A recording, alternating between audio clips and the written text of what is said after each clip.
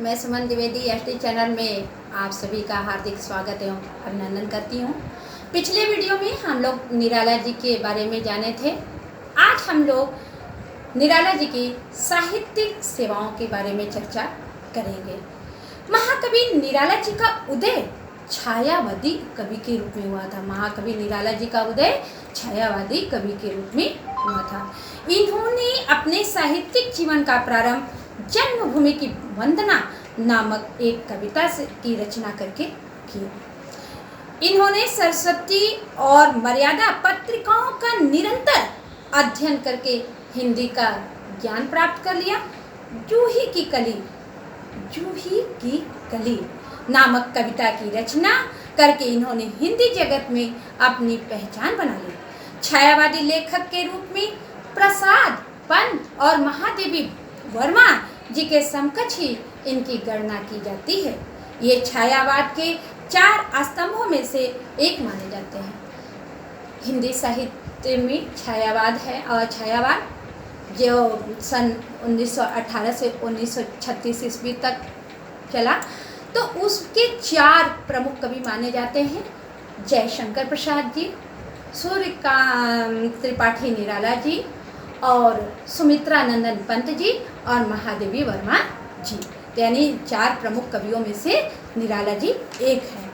इनकी काव्य रचनाएं जो है वो परिमल है और काव्य रचनाएं में एक परिमल है, तो परिमल में ये जो परिमल है ये निराला जी की छायावादी रचनाओं का संग्रह है। परिमल जो है ये निराला जी की छायावादी रचनाओं का संग्रह है जिसमें प्रेम और सौंदर्य का चित्रण किया गया है।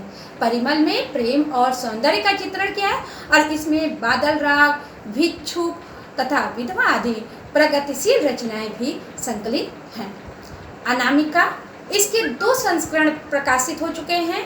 पहला सन 1923 ईस्वी में प्रकाशित प्रथम संस्करण में निराला जी की प्रारंभिक रचनाएं संकलित हैं, जैसे पंचवटी प्रसंग, जूही की कली, तुम और मैं, इसमें विशेष रूप से उल्लेखनीय है।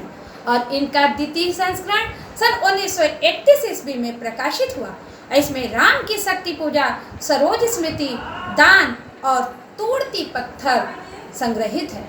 वह तोड़ती पत्थर देखा मैंने उसे इलाहाबाद के पथ पर। गीतिका यानी इसका प्रकाशन सन 1926 ईस्वी में हुआ था। यह 100 गीतों का लघु संग्रह है। इसमें प्रेम, प्रकृति, राष्ट्रीय और दार्शनिक भावनाओं से परिपूर्ण कविताएं हैं। और तुलसीदास, गोस्वामी तुलसीदास पर लिखा एक खंडकाव्य है।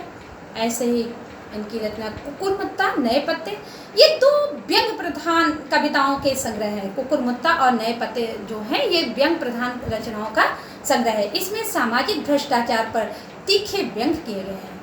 और निराला जी की अन्य कृतियाँ जो है अड़िमा, अपरा, वेला, आराधना तथा अर्चना भी निराला जी की अनुपम काव्य रचनाएं हैं। और निराला जी ने गद्य में भी रचना किया है और इनकी प्रमुख गद्य रचनाएं हैं जैसे लिली, चतुरी, अलका, प्रभावती, अप्सरा, निरुपमा, इनकी श्रेष्ठ गद्य रचनाएं हैं। निराला जी के भाषा शैली पे हम लोग चर्चा करेंगे। भाषा शैली जो निराला जी की है, तो निराला जी ने अपनी रचनाओं में शुद्ध एवं परिमार्जित खड़ी बोली का प्रयोग किया है। भाषा में अनेक स्थलों पर शुद्ध तत्सम शब्दों का प्रयोग हुआ है, जिसके कारण इनके भावों को सरलता से समझने में कठिनाई होती है। इनकी छायावादी रचनाओं में जहाँ भाषा की क्लिष्टता मिलती है, अब देखिए इनकी छायावादी रचनाओं में जहाँ भाषा की क्लिष्टता मिलती है, वहीं इसके विपरीत प्रगतिवादी रचनाओं की भाषा अत्यंत सरल, सरस एवं व्यवहारिक है।